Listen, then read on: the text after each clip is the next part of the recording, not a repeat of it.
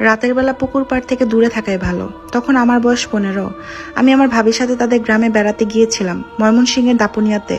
সেদিন ঢাকা থেকে সেখানে যেতে যেতে প্রায় রাত 1টা বেজে গিয়েছিল। রাত বেশি হওয়ার কারণে বাবি তার বোনকে কল দেয় যেন তারা এসে আমাদেরকে নিয়ে যায়। আপুর বোন জানায় তার আসতে একটু সময় লাগবে।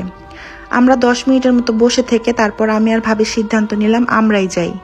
তখন রাত 1টা 20 বাজে। রাস্তা পুরোটা অন্ধকার, সামনে আবার একটা পুকুর। ওই রাস্তার পরে ভাবিদের বাড়ি। রাস্তাটা অবশ্য বেশ বড় ছিল না, কিন্তু সেদিন কেন জানি আমাদের কাছে রাস্তাটা অনেক বড় মনে হচ্ছিল। অনেক সময় হাঁটার পর আমরা কিছু শব্দ শুনতে পেলাম, যেন কেউ পুকুরে সাঁতার কাটছে।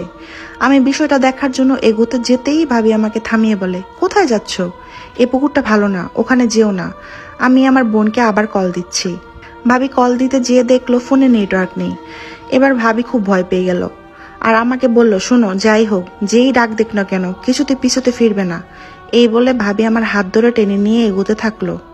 তখন আমার শরীরটা কেমন যেন কেঁপে উঠল, যেন কেউ আমার পাশ কেটে চলে গেল। আমি খেয়াল করলাম আমার পা কিসে যেন লেগেছে, একটু ভিজা ভিজা লাগছিল।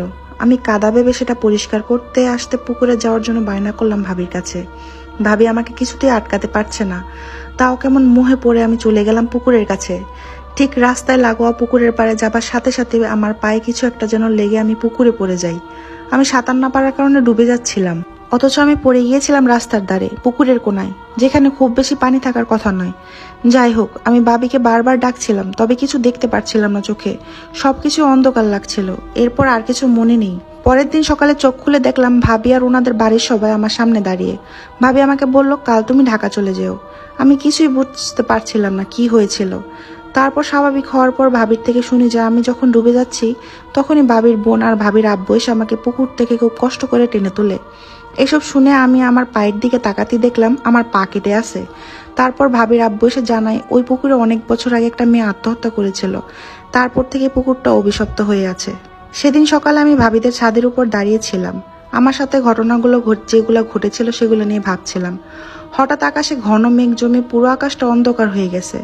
ভাবি আমাকে ডাকছিল, আমি শুনতেও পারছি, তবে আমি আমার পা সরাতে পারছি না, যেন পা দুটো শক্তই লেগে আছে ফ্লোরে। তারপর দেখলাম একটা কালো বিড়াল আমার পিছনে বসে আছে, লাল বর্ণের, রাগী চোখে আমার দিকে তাকিয়ে আছে।